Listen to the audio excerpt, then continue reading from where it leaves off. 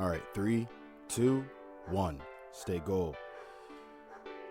So, what do I got for this time around? And let me kind of close. It's already 10:24. Okay. I figured I'd make this really quick because I think this is another thing that's good to know from the start or closer to the beginning, as opposed to knowing it either towards the middle or the end, right? And it's hazards.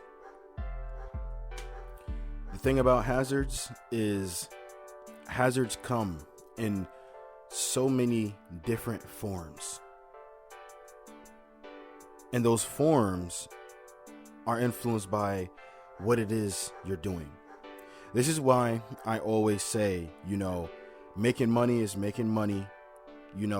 Nothing that I say or do is going to change that, right? There are some ways of making money that either is generally not really seen as a good way or doesn't have the best morality behind it, right? But the point is similar to money, how it can be made in almost any way. There's practically like any way to make $1, right? It's like that with hazards. And when I say making money is making money, that's why I say no matter what I do or say, it doesn't change the fact that making money is making money, right? No matter if the way the money is made is something you agree with or not. But I will say that I always say that it's better to get the money in a clean way, to get the money in a way to where it can't be taken from you, and to get the money in a way to where reasons aren't being made or reasons aren't being created to have it taken away from you, right? That's a hazard with this. You're trying to make more money. You're trying to get more resources. You're trying to make more coins. Well, the more coins that you gather and the more money that you make, the more people are looking at ways to take it from you. And it doesn't just have to be everyday people. It can be people that have the power to take it away from you and are looking for any excuse to do it. Any excuse. And it's getting easier and easier for them to do it too. It's practically not even your money anymore. Even though it never was your money from the start. But now it's practically not even your money anymore. Do I need to get into the whole, getting put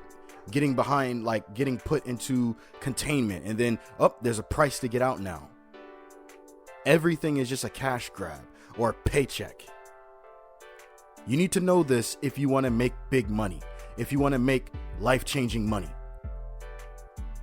Even if it's the range that I told you before, where it's like, you remember how I said, if you were to make, say, under $100,000 a year, you can live off of that in a lot of different areas. It's preferable that you make $250,000, right?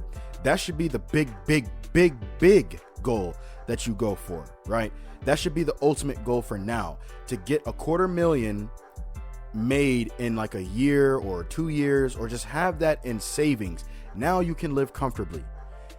Even if you live a frugal life, right? And for those of you that don't know what frugal is, it's basically being cheap. So say for instance, you need to go get a new cup, right? Instead of going to buy that higher priced cup, you buy the cheap cup. Now, fair enough. I do think quality is in the price with certain things. I do think the cheaper you go, the less quality you get in a lot of instances. But in this example, that's an example of being frugal. You picked the less expensive option.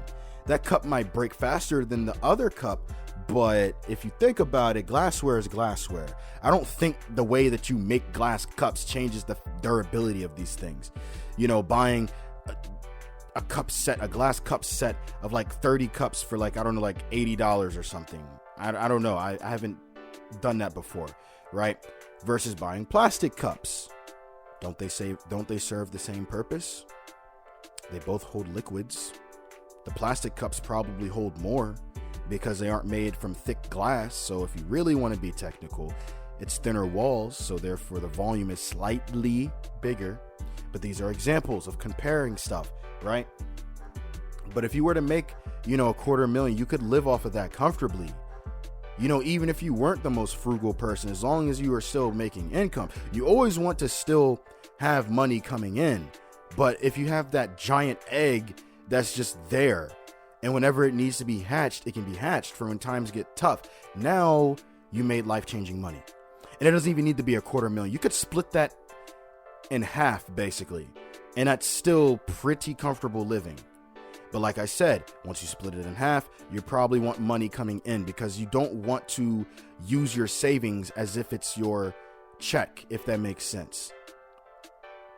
You don't want to use your savings like it's spending money. You want to use your savings like it's clutch money for when you need it. Think of it this way. The savings is the safety net money. It's the need money to cover needs. And then say you have a checkings account. The money that's in there, that's the money you spend on wants, because it's dispensable. You know, and if you have money coming in, you don't have to worry about that. But these are hazards that come with making money. This is why I say make your money clean and have proof that you made it clean. So none of these suckers can just come up in here and swoop in and take your money. Not saying they're going to do that, but you need to realize that people are opportunists. It's not just crabs in a bucket. Okay? Crabs are the example, but people are capable of anything. They're capable of doing anything and saying anything. But you want to look at what they do and what they're trying to do, especially in regards to you or anyone that you care about. That's another hazard. It's not just other people. You could be a hazard to yourself if you enter certain mind spaces. I'm not even talking about, getting that the self-harm thoughts. I'm just talking about when you're just so angry to where you just become a hazard to other people. Now you're a hazard to yourself too. You're not only capable of hurting other people now because you're so angry, but you're probably going to hurt yourself in the long run. You go out here and do something stupid, and now you've negatively impacted dozens of people, possibly. Right? So when I'm saying hazards, I'm just trying to get the word to you. Like I said, hazards come in so many different forms. I can't list all of them in a reasonable amount of time. But I'm trying to give you examples so that you know these things exist, especially with money, especially when other people are involved. There's always going to be a certain level of hazard involved, especially if you're dating them. This is why when I make my red flags video, this is why when I make protecting yourself as a male video, when you're talking to females, I am doing this stuff to try and give you hazmat suits, so that you at least stand a chance against these different hazards. Yes, you've got biohazards. If you really want to look at it that way, biology, people fall under that, and biohazards, you could say some people are, but I think that's a little extreme. Chemical hazards. So you have a job and you handle a lot of chemicals there. I've said a couple times at this point that I'm a janitor, so there are plenty of chemicals that I handle. Gloves. There are measures that can be taken to preserve your safety and your well-being with these different hazards. You've got money hazards, people hazards, workplace hazards, object hazards, mental hazards, environmental hazards.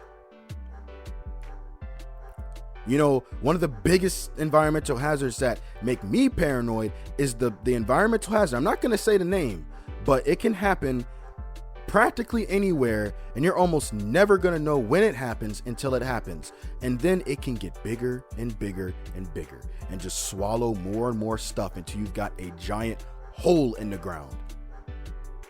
And that is terrifying, right? So it's not just people, it's also the environment. This is just part of being born, just part of being in this world and part of living. It is always going to be harder to live than it will be to die. Dying is so incredibly easy. Millions of different ways to die at this point, I'd argue.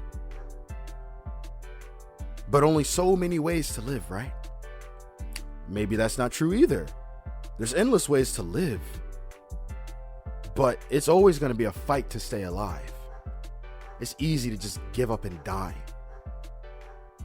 But with that being said, That's just a couple of like things I thought this would be important to go over. Now I'm probably going to go over it like later in the future, but at least this video will be here now in case, you know, it's something you just haven't thought of or something that you've thought of, but I don't know. It's just here just to be here.